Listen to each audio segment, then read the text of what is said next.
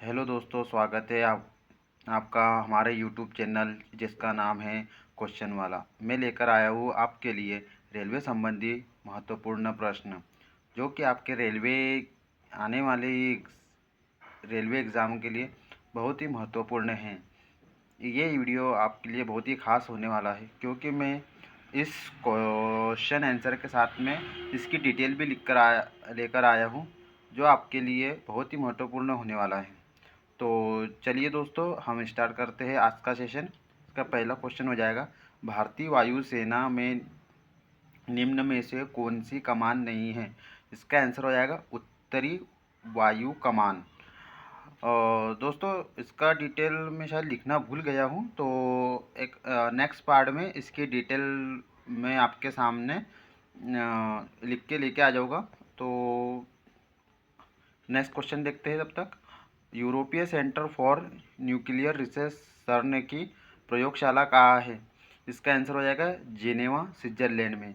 इसका भी डिटेल दोस्तों मैं आने वाले सेशन में आपको बता ही दूंगा। ठीक है दोस्तों, नेक्स्ट क्वेश्चन देखते हैं। अर्जुन पुरस्कार पाने वाली प्रथम भारतीय महिला थी। इसका आंसर हो जाएगा एन लैम्सडेन। और इसकी डिटेल देख लेते हैं दोस्तों। एन लैम्सडेन को 1961 में हॉकी के क्षेत्र में अर्जुन पुरस्कार मिला। खेल के क्षेत्र में उत्कृष्ट योगदान हेतु दिया जाने वाला सर्वोच्च पुरस्कार राजीव गांधी खेल रत्न पुरस्कार है। राजीव गांधी खेल रत्न पुरस्कार का नाम बदलकर मेजर ध्यानचंद खेल रत्न पुरस्कार कर दिया गया है।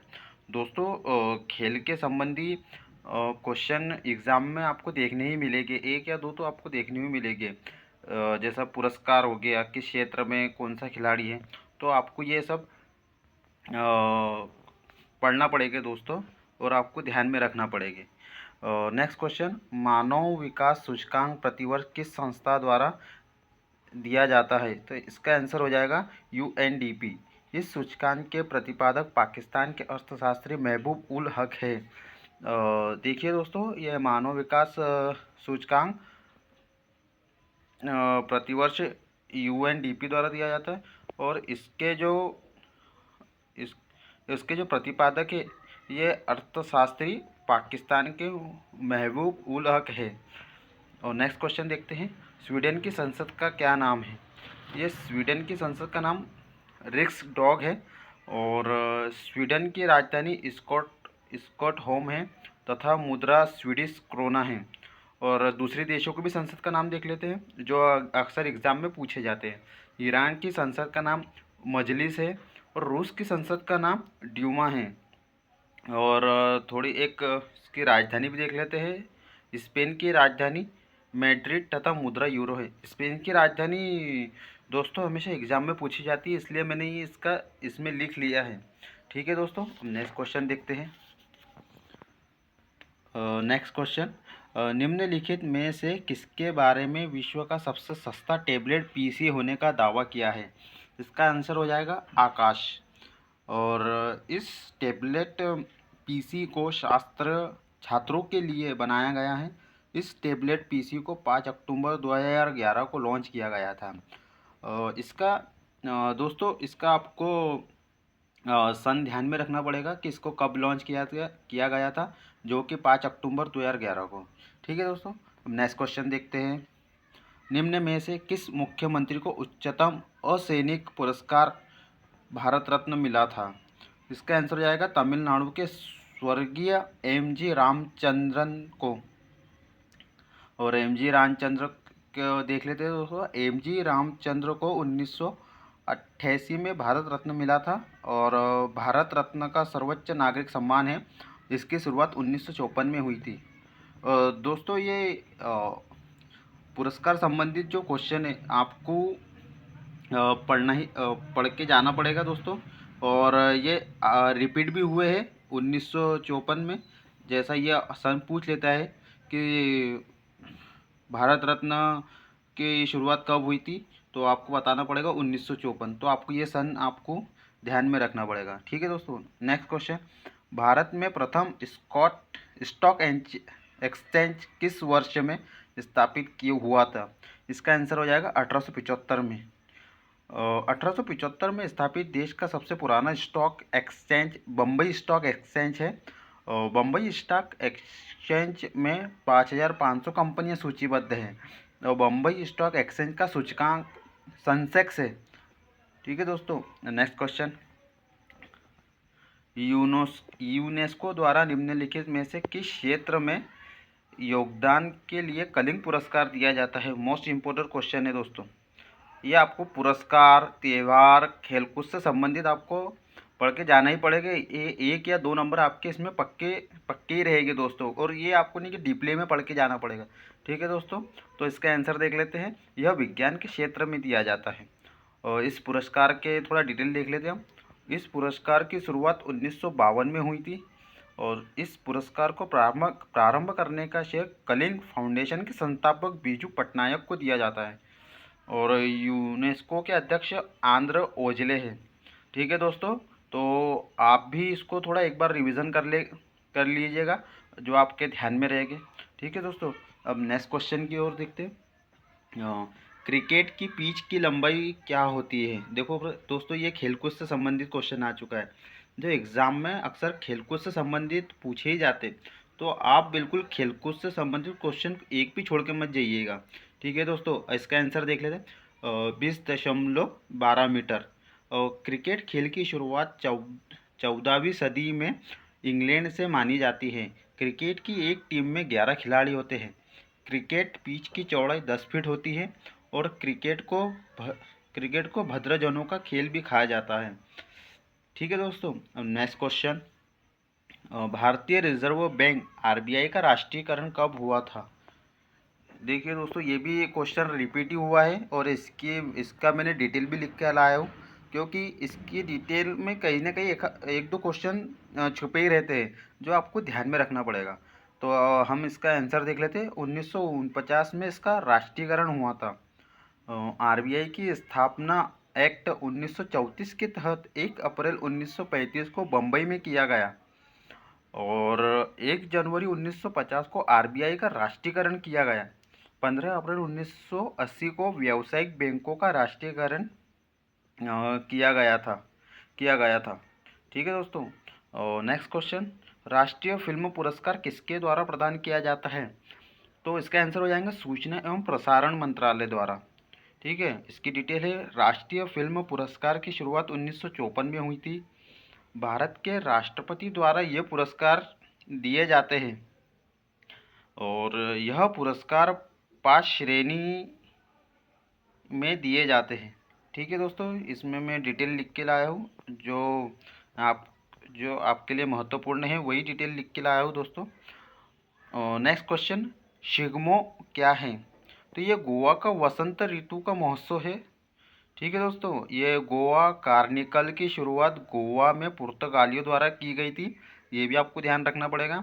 और ये नीलगिरी पर्वत की सबसे ऊंची चोटी डोडा बेट्टा है। ये तो आपको पता ही होगा दोस्तों, ये तो पूछा ही जाता है। और ये बोनालू उत्सव तेलंगाना का पारंपरिक लोक उत्सव है। और हेरा त्यौहार कश्मीर में शिवरात्रि के अवसर पर बनाया जाता है। तो त्यौहार से संबंधित इसमें ही मैं 2-3 पॉइंट लिख के लाया हूँ, जो आपके लिए बिल्कुल महत्वपूर्ण है। ठीक है दोस्तों, नेक्स्ट क्वेश्चन। यूनेस्को कप किस खेल से संबंधित है? तो इसका आंसर हो जाएगा बैडमिंटन। तो स्वाथलिंग कप और कार्बिलोन कप आदि टेबल टेनिस से संबंधित है और फेडरेशन कप कबड्डी से संबंधित है। और दोस्तों, ये कप और ये जो ये फेडरेशन कप कबड्डी से, ये अक्सर एग्ज़ाम में 3 से 4 बार देखा गया है, इसलिए मैंने इसको भी लिख लिया हूँ। ठीक है दोस्तों, और नेक्स्ट क्वेश्चन। अंतर्राष्ट्रीय न्यायालय में न्यायाधीशों की संख्या क्या है, कितनी है? तो इसका आंसर हो जाएगा 15 है। और इसके डिटेल है। अंतर्राष्ट्रीय न्यायालय के न्यायाधीशों का कार्यकाल 9 वर्ष का होता है। ये आपको ध्यान में रखना पड़ेगा दोस्तों, ये बहुत ही मोस्ट इम्पोर्टेंट है। अंतर्राष्ट्रीय न्यायालय के न्यायाधीशों का कार्यकाल 9 वर्ष का होता है, जो कि अक्सर में मैं आपकी क्या बात बताऊँ, ये मेरी भी बात है कि मैं भी अक्सर इसमें फंसा हूँ कि किसी में 6 वर्ष लिख के आया हूँ, किसी में 3 वर्ष।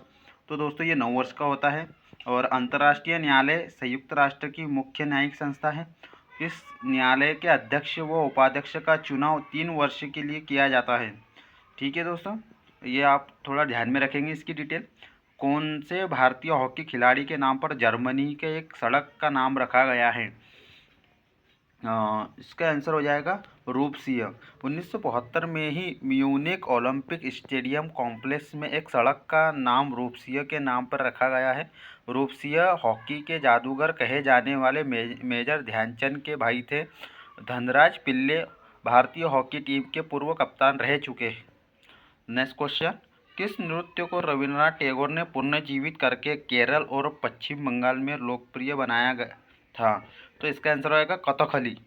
कथकली केरल का शास्त्रीय नृत्य है और कथक उत्तर प्रदेश का शास्त्रीय नृत्य है और मणिपुरी मणिपुर का शास्त्रीय नृत्य है।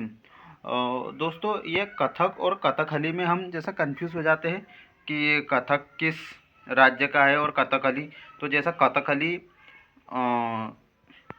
केरल का शास्त्रीय नृत्य है और कथक उत्तर प्रदेश का शास्त्रीय नृत्य है। इसमें हमें कंफ्यूज नहीं होना है। ठीक है दोस्तों, नेक्स्ट क्वेश्चन, भारत द्वारा अंटार्कटिक में स्थापित प्रथम अनुसंधान स्टेशन का नाम क्या है? इसका आंसर हो जाएगा दक्षिण गंगोत्री।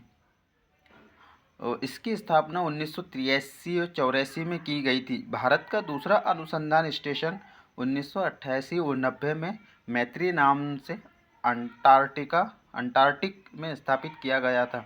दोस्तों ये मुझे डिटेल इसकी बहुत ही इम्पोर्टेंट लगी, इसलिए मैंने ये लिख के लेकर आया हूँ जो आपको बता रहा हूँ।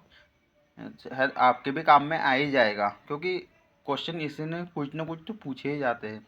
नेक्स्ट क्वेश्चन देखते हैं, ग्रेनाइट सिटी के नाम से जाना जाता है। इसका आंसर हो जाएगा एवरडीन। इसका आंसर है एवरडीन। और देख लेते हैं एवरडीन कहाँ है।